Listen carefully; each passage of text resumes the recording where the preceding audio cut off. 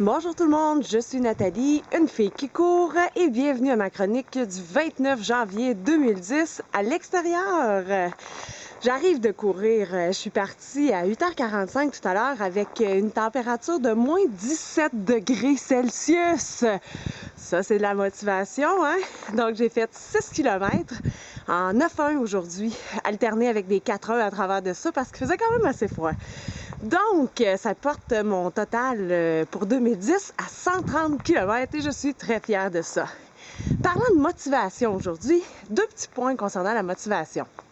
Le premier, j'ai eu un commentaire d'une copine hier, Amélie, à Boston, merci beaucoup, qui me disait que c'est pas toujours facile de garder la motivation pour l'entraînement.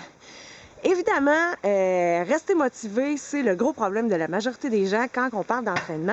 Je pense qu'à la base, premièrement, ce qu'il faut que vous fassiez, c'est trouver une activité physique qui vous plaît.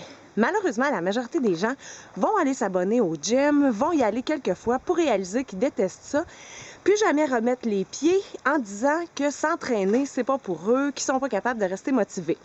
Le problème, c'est pas le gym, c'est que vous n'avez pas trouvé l'activité qui vous convient pour l'entraînement. Il y a tellement de sports à faire, soit individuellement, en équipe. Le hockey, c'est un entraînement. Le soccer, le tennis, le rollerblade, la marche, la course, l'entraînement en gym, l'aérobie, nommez-en. Il y en a tellement, il y en a autant que de sortes de gens.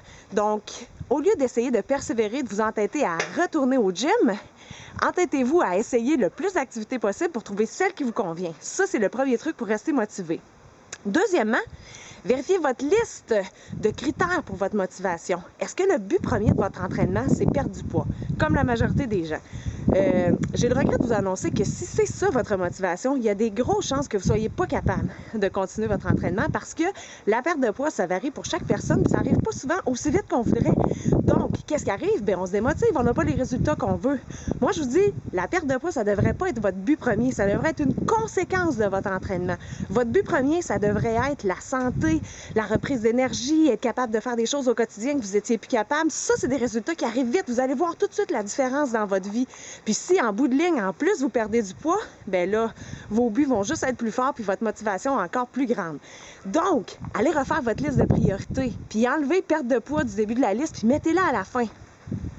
Allez-y, tout de suite, tout de suite! J'ai pas juste ça à faire, moi, là, je me gèle les fesses dehors, je m'en vais dans la douche. Donc, tout le monde qui vous êtes déjà entraîné aujourd'hui, félicitations! Un gros thumbs up à ceux qui l'ont fait dehors parce que c'était pas facile. Puis ceux qui vont le faire en revenant du boulot ou dans la soirée, bien, vous donnerez une grosse tape dans le dos de ma part quand vous aurez fini avec un gros bravo.